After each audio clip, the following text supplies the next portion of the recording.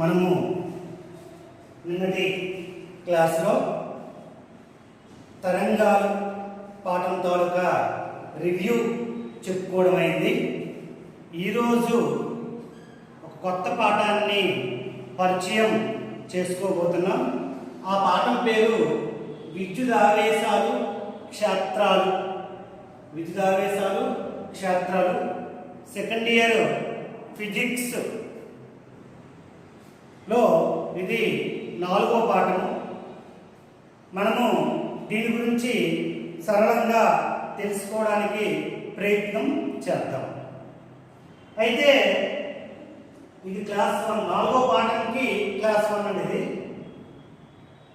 పదార్థము. విశ్వంలో విశ్వజనీయమైన ఈ మూలమంతా కూడా పదార్థంతో ఉంటుందని తెలుసుకున్నాం. పదార్థము కంటే చిన్న వస్తువు చాలా ఉన్నాయి. పదార్థంలో అణువులు ఉంటాయి. పదార్థం అనేది అణువు యొక్క నిర్మితం. అణువు పరమాణు యొక్క నిర్మితం. అణువు పరమాణువుతో ఏర్పడుతుంది. పరమాణువులో ఉండే సబ్ అటామిక్స్ ఎవరు అంటే electron, proton, neutron. Electron, proton, neutron. Electron, ఈ ఎలక్ట్రాన్ని ఎవరు కనుక్కున్నారండి? J Thomson. ఎలక్ట్రాన్ని ఎవరు కనుక్కున్నారండి? J Thomson. తర్వాత ప్రోటాన్ రూదర్ఫర్డ్. ప్రోటాన్ కనుక్కుంది రూదర్ఫర్డ్. న్యూట్రాన్ కనుక్కుంది చార్విక్. మనము దీన్ని సులభంగా గుర్తుంచుకోవడానికి చిన్న అంశం PEN పెన్ అని రాస్తాము. దీనికి అనుగుణంగా RTC అని రాస్తాం. P అంటే ప్రోటాన్ కనుక్కుంది రూదర్ఫర్డ్. E అంటే ఎలక్ట్రాన్ కనుక్కుంది థామ్సన్. N అంటే న్యూట్రాన్, దీన్ని కనుక్కుంది చార్విక్. అయితే ఈ పాఠం తాలూకా ముఖ్యాంశం ఏమిటి? విద్యుత్ ఆవేశాలు క్షేత్రాలు. ఈ విద్యుత్ ఆవేశము క్షేత్రము గురించి తెలుసుకుంటే ఈ పాఠంలో మనం నేర్చుకోవాల్సింది స్థిర విద్యుత్ కోసం. స్థిర విద్యుత్ కోసం అసలు విద్యుత్ అనే అంశమే కొన్ని విభాగాలుగా విభజించబడి ఉంటుంది. స్థిర విద్యుత్తు, ప్రవాహ విద్యుత్తు, విద్యుదయస్కాంతము. ప్రధానంగా మూడు విభాగాలండి. ప్రధానంగా 3 విభాగాలు. స్థిర విద్యుత్ ఒకటి, రెండోది ప్రవాహ విద్యుత్తు, మూడోది విద్యుదయస్కాంతం. మరి స్థిర విద్యుత్ కాన్సెప్ట్లో మనం ఏం నేర్చుకోబోతున్నామంటే అసలు ఈ విద్యుదావేశం, ఆవేశము అనే అంశాలు ఎక్కడి నుంచి వచ్చాయో ఒకసారి తెలుసుకుందాం. క్రీస్తు పూర్వము 600వ సంవత్సరంలో థేల్స్ అనే శాస్త్రవేత్త అంబర్ అనే పదార్థాన్ని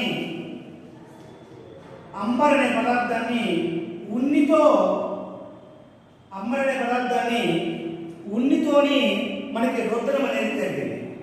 అంబర్ అనే పదార్థాన్ని ఉన్నితో రుద్దడం జరిగింది. ఏ పదార్థం అయితే ఇక్కడ ఒకదానిలో ఒకటి రుద్దడం జరిగితే ఈ అంబర్ ఏం చేసిందంటే చిన్న కాగితం మొక్కల్ని, తల వెంట్రుకల్ని ఆకర్షించడం అనేది జరిగింది. మరి అప్పటికి ఉండే కాన్సెప్ట్ ప్రకారంగా అంబర్ అనేది గ్రీక్ పదము. ఈ పదాన్ని ఎలక్ట్రిక్ అంటామండి. ఎలక్ట్రిక్ అంటాము అంబర్ని. ఇది ఎలక్ట్రిక్ నుంచే ఎలక్ట్రిసిటీ అనే కాన్సెప్ట్ మనకి ఉత్పన్నమైనది చారిత్రక ఘట్టం. అయితే ఈ విద్యుదావేశం యొక్క ఉత్పత్తి 3 రకాలుగా జరగచ్చండి. ఒకటి రుద్దడం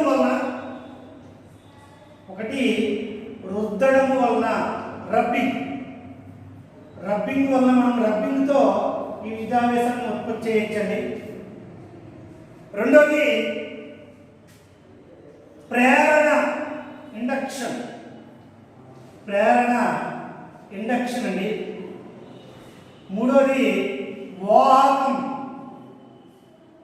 కండక్షన్. కండక్షన్, వాహకం అనేది కండక్షన్.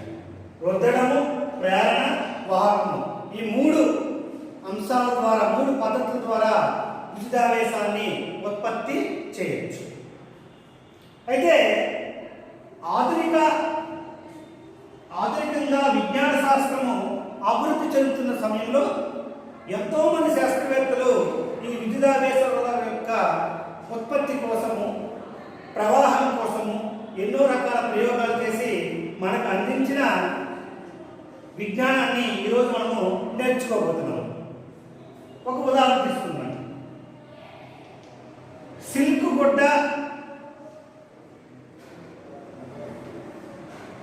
గాజు కడ్డీ. సిల్క్ గుడ్డని గాజు కడ్డీతో రుద్దితే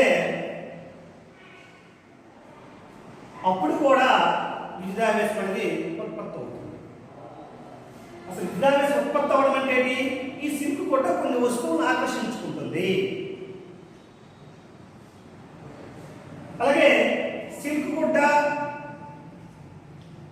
ఉన్ని అంటే ఊలు అండి.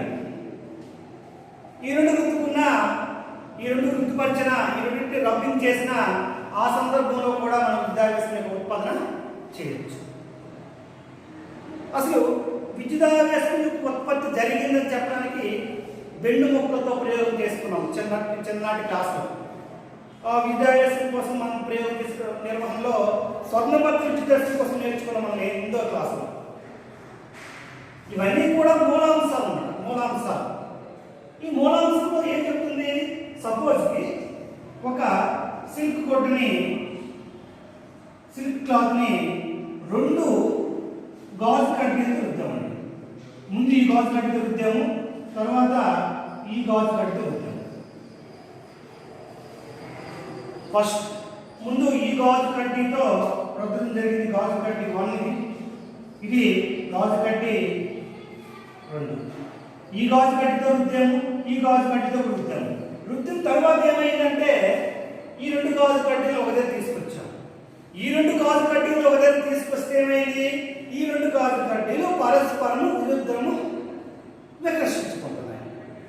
పరస్పరము వికర్షించుకుంటున్నాయి. ఈ రెండు వికర్షించుకోవడం గల కారణాన్ని అన్వేషణ చేశారు. అన్వేషణ చేస్తే ఏమైంది? సిల్క్ గుడ్డ ఒక ఆవేశం పొందింది, గాజు కడ్డీ మరొక ఆవేశం పొందింది, మరొక ఆవేశాన్ని పొందింది. సిల్క్ గుడ్డ ఒక ఆవేశం పొందింది, గాజు కడ్డీ మరొక ఆవేశాన్ని పొందింది. అంటే ఈ గాజు కడ్డీ 1, గాజు కడ్డీ 2 సమానమైన లేక ఒకే రకమైన ఆవేశాన్ని పొందేయని అర్థమవుతుంది. ఇక్కడ పొందేయని అర్థమవుతుంది. అంటే రెండు వస్తువుల్ని రుద్దడం వలన ఒక వస్తువు ఒక ఆవేశాన్ని పొందితే మరొక వస్తువు మరో ఆవేశాన్ని పొందుతుంది.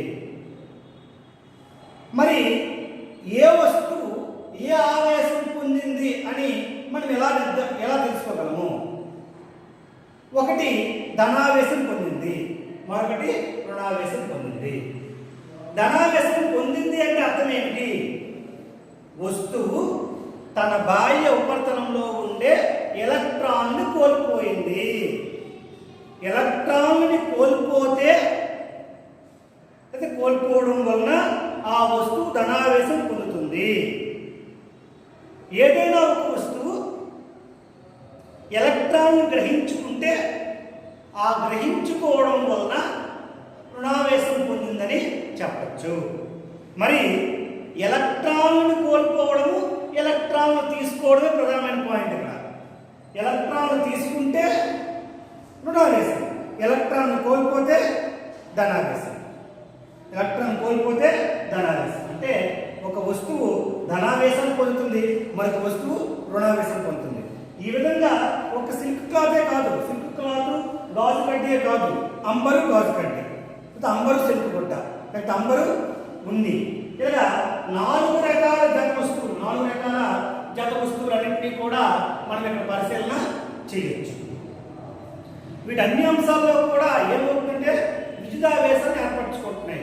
ఒక వస్తువు ఎలక్ట్రాన్ కోల్పోతే మరొక వస్తువు ఎలక్ట్రాన్ని పొందుతుంది.